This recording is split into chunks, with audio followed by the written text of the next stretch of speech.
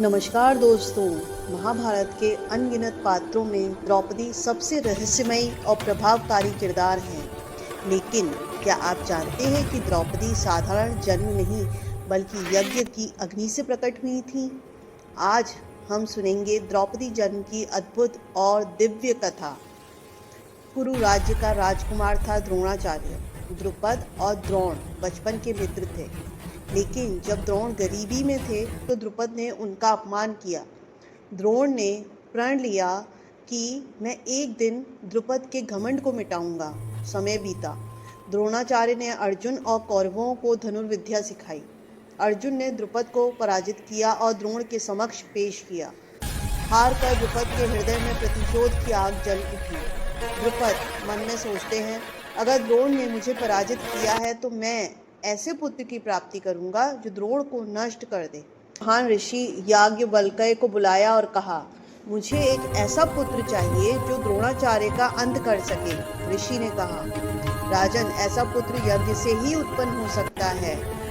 फिर शुरू हुआ द्रुपद का भव्य यज्ञ। यज्ञ का धुआं आसमान में छा गया। मंत्र गूंजने लगे, अग्नि प्रज्वलित हुई।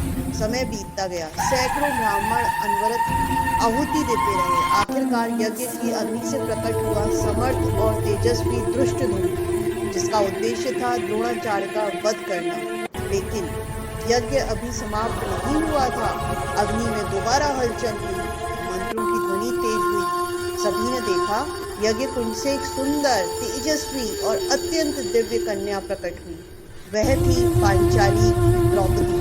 वह लाल कमल जैसी थी, अद्भुत तेज से चमक रही थी। द्रुपद ने आगे बढ़कर कहा, कल्याणी, तुम मेरे वंश की रक्षा और महिमा का कारण बनोगी। पंडितों ने घोषणा की, यह कन्या संसार की महानतम ऋषियों में से एक होगी। द्रौपदी केवल पुत्री नहीं, नियति का संदेश थी। उनके जन्म के साथ ही ईश्वरीय योजना तय थी।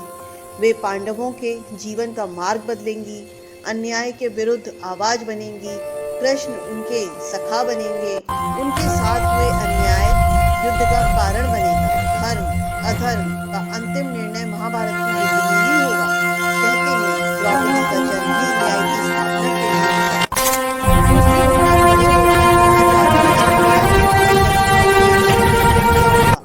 जबकि द्रौपदी 5 पांडवों की रानी बनी, धर्म के लिए संघर्ष किया और इतिहास में अमर हो गई।